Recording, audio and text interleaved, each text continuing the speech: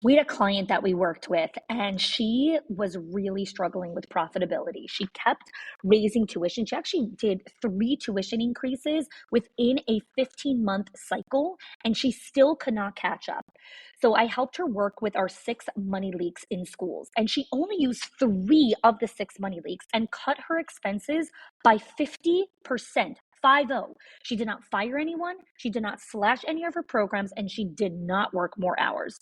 Again, the 6 money leaks are not hacks or spreadsheets. These are patterns. They are small decisions that feel so normal that your school does, but they quietly drain your school's profit.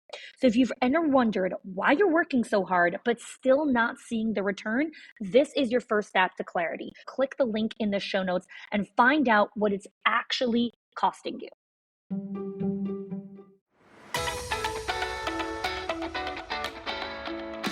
Welcome to the Schools of Excellence podcast, where we have conversations about education, leadership, and building a school of excellence.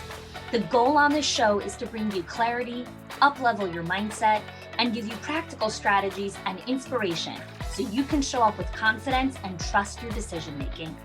I'm Chani Wilshansky. I'm a mom of 4 under 10, a former New Yorker, and been in the early childhood field my entire life. And I'm so grateful that you've joined me for this conversation. Welcome back to another episode of the Schools of Excellence podcast. I'm really grateful to be here with you today because today's an episode that's very near and dear to my heart, which is all about confidence and resilience. So I want to start this episode with a question. It's a question that a team member of mine and I have been really dissecting over the last couple of weeks together. And that question is, am I about to fall apart, or is this what resilience feels like? Am I about to fall apart, or is this what resilience feels like? Sometimes we feel like everything is weighing on us and we're about to crash and fall over.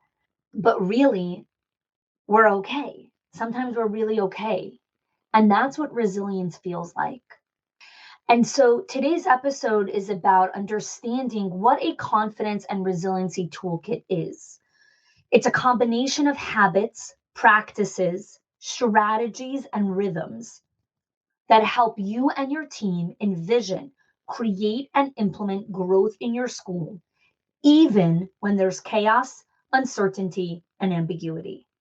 I'm going to say that one more time.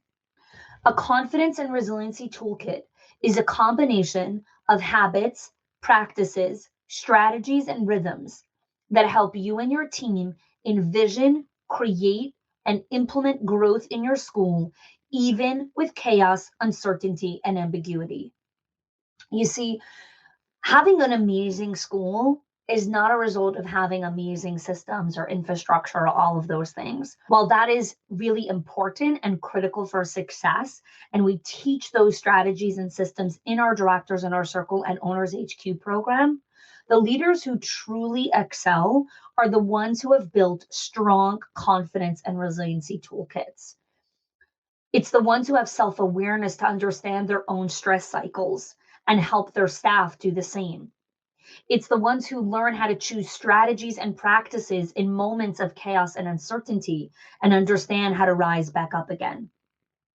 It's the ones who learn how to consistently get stronger and faster in rising back up again. You see, resiliency is that ability to recover from setbacks and adapt to challenging circumstances. That's the only way you can thrive and flourish. And confidence is not a magic wand. It's a feeling of self-assurance that comes from an appreciation of your own ability and qualities.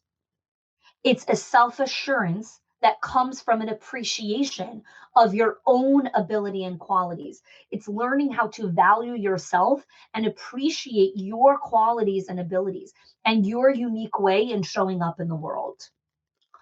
So how do we really unpack this, right? And again, confidence and resilience is huge topics. We have an entire confidence and resiliency training and club that we created inside our Directors in Our Circle and Owners HQ program for this year, because this is going to be a key focus for our members in our coaching program. But I do want to give you something really powerful and transformational with today's episode.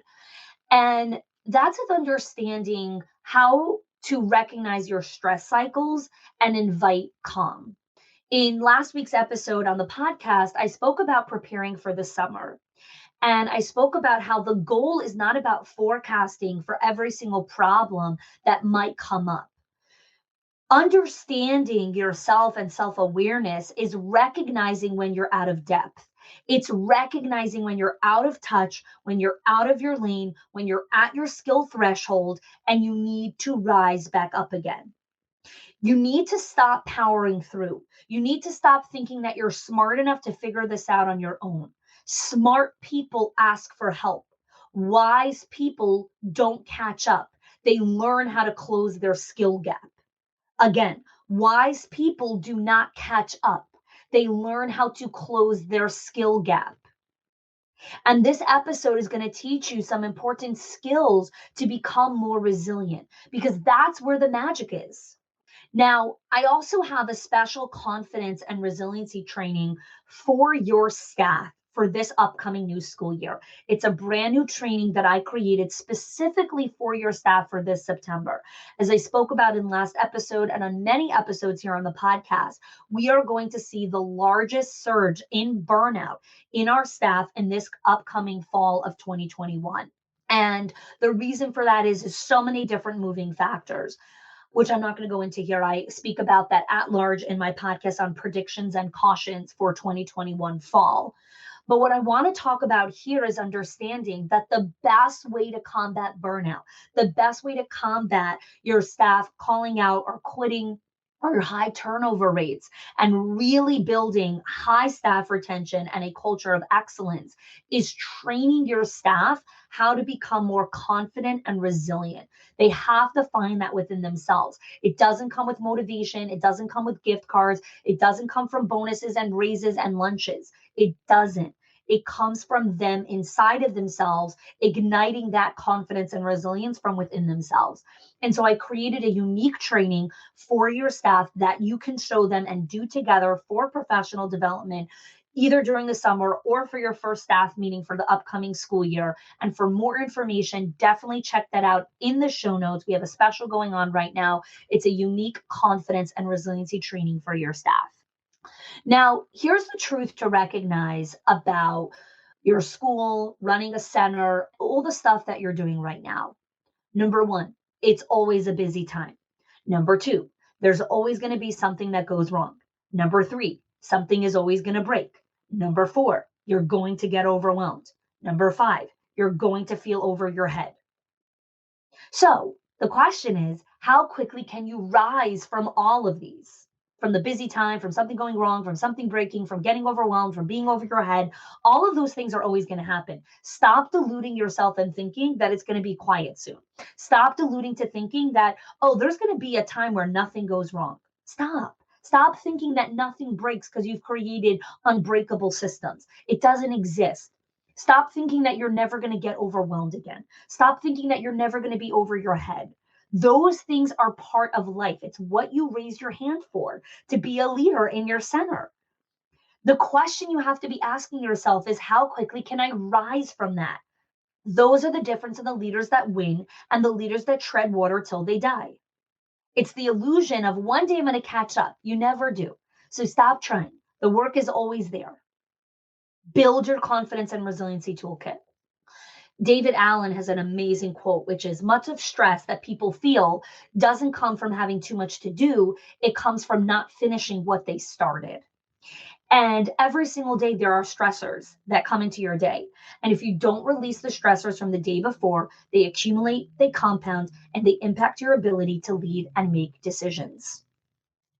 Again, if you don't release the stressors from the day before, they accumulate, they compound, and they impact your ability to lead and make decisions. And so you need to learn how to release stress out of your day. So one of the first questions I want to ask you is, what are the top 3 stressors in your day? For many people, the top 3 stressors are staff calling out, parents, work, kids, husband. Those are all stressors in your day. I have 4 kids. They are a tremendous amount of joy for me. And they're also a huge amount of stress. And our bodies needs to rest, not just sleep, which is you knocked down in a coma. Your body needs to rest from high stress and chaos every single day. And so we have to talk about what are the habits that you need to create to release stress from your day. That is a system that you need to create, the habits. And those are mindfulness practices, meditation, swimming, exercise, running. Those release stress from your life. You need to release stress. The other thing you need to be able to do is invite calm into your life, because it's not just about, okay, I need to release the stressful conversation. We also need to make sure we're consistently inviting calm. So you're not running around stressed and out of breath and, oh my gosh, oh my gosh, oh my gosh, oh my gosh. You need to invite a level of calmness, of slowness, of inviting the pause. And there are so many strategies out there that are like that. This episode is about bringing awareness to recognizing that you need habits to invite calm and to release stress. That's how you build resilience. When you're in it over your head, you learn, okay, I need to release the stress. I need to invite calm so I can think clearly and I can make the right decision in this moment. You are never going to make the perfect decision. You're going to do your best with the information and knowledge that you have right now to make the best decision in this moment. And 2 weeks later, when you have more information or you have better data, you're going to make a different decision. You didn't make a wrong decision 2 weeks ago. You made the best decision with what you had in front of you. And that is why you need to constantly be investing in your skill set. You need to constantly be learning and growing and stay humble and curious, because that is the only way you're going to consistently be making better decisions. So, how do we build this confidence inside of ourselves? Again, let's go back to my definition of confidence that I said in the beginning of this show, which is confidence is a feeling of self assurance that arises from your appreciation of your abilities and your qualities. So, building your own confidence is telling yourself when you're doing a good job, it's being proud of yourself. When was the last time you recognized when you were proud of yourself? We constantly applaud and give attaboys and, slap on the back to our staff when they're doing a good job. I have an entire episode on the gratitude matrix, which is episode 3 on this podcast, that I talk about how to build teachers' internal confidence. But what about yours? Are you giving yourself gratitude?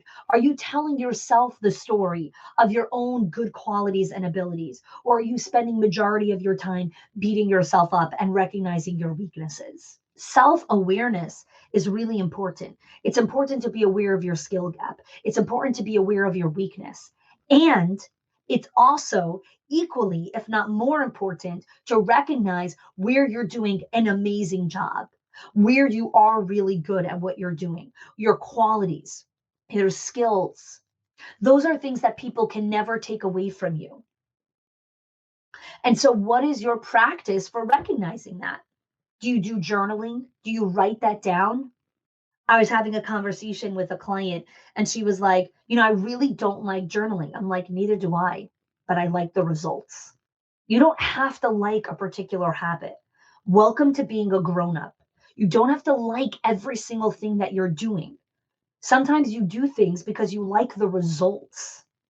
I don't necessarily enjoy sitting down and writing in a journal, but I like the results. I like what it does for my confidence and resilience.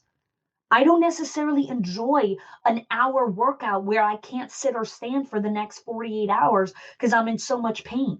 But I like the results. I like what it does to my brain and my mental capacity and my thinking and my energy level. I don't always enjoy food prep and making a salad. It's a lot easier to grab a sandwich, but I like the results. Part of building your confidence and resiliency toolkit is recognizing delayed gratification. And sometimes you do things that you don't like.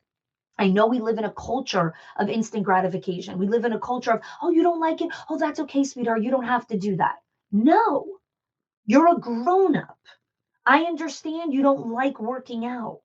You got to do it anyways. I understand that you might not necessarily enjoy doing a confrontation or having a difficult conversation or leading with conflict. You got to do it anyways. And so stop saying, I don't want to, and start saying, how do I learn the skills so that I can learn to embrace it, even if I don't like it? You don't have to learn how to like having difficult conversations. I do not enjoy having difficult conversations, but I have them every single day because that is the only way for continued growth and building a culture of excellence. So let's bring everything here all wrapped up. This episode is about building your confidence and resiliency toolkit. It's about understanding that there's no catch up. It's always a busy time. There's always going to be moments of overwhelm. There's always going to be moments when you're over your head and you're at your skill threshold. And so the questions you need to be asking yourself are, how do I build my confidence? How do I tell myself the story of how far I've grown and the qualities and skills and abilities that I've already acquired? How do I build my resiliency toolkit to release stress, to invite calm, to rise up again really quickly and faster? I said this in a different episode. It doesn't get easier. You get wiser, better, and faster. It doesn't get easier. You get better, wiser, and faster. So stop asking for easier. Stop asking for, please let it just be an easier time. Please let it be a quieter time. Please let nothing go wrong. Please let nothing break. Stop asking for those things and ask for, please give me the wisdom, the strength, the skill, the power to rise when chaos and ambiguity and uncertainty reign every single moment of every single day in my center. Eat it for breakfast, uncertainty. Learn how to rise above it. That's the power of leadership. It's not, oh, I know how to make everything go well. No, it's I know that when things go crazy, I know how to rise back up again. I know how to clear my head and make good, concrete decisions that move my team forward. Building your confidence and resiliency toolkit is the best skill and the best investment you can make in yourself. And the best thing that you can invest in your staff. Give them the gift of resilience. They don't need more bonuses and raises. They want to learn how to stop doubting themselves. They want to learn how to trust their decision making. They want to learn how to rise when things are so challenging in the day-to-day operations of running a classroom. That is a beautiful gift you can give them. So invest in how they're going to build that confidence and resiliency toolkit. And that's why I created that training. The link is in the show notes. You can invest in that training for your staff to help them rise back up again, to help them be the leaders that they need to be in their classrooms. And so today, I want to hear from you guys. What is in your confidence and resiliency toolkit? Head on over to our Facebook group where we continue the conversation. I can't wait to hear from you guys. I'm really looking forward to hear how the confidence and resiliency training works in your school. So head on over to the show notes. You could check that out for more information. Wishing you an amazing day, and thanks for joining me on the Schools of Excellence podcast. If you are loving the Schools of Excellence podcast and have gotten any value out of it for your school, I would love if you can do two things for me. One, subscribe to the show so you never miss an episode. And two, can you please leave us a review? Reviews help other school leaders know that this is the place to learn how to build a school of excellence. And I would be so grateful if you can do that for us. Your help and support makes this show to be able to be listened by the thousands of other school leaders all around the world. Thanks so much for listening, for giving us your time and attention each and every week, and I appreciate that you have joined us.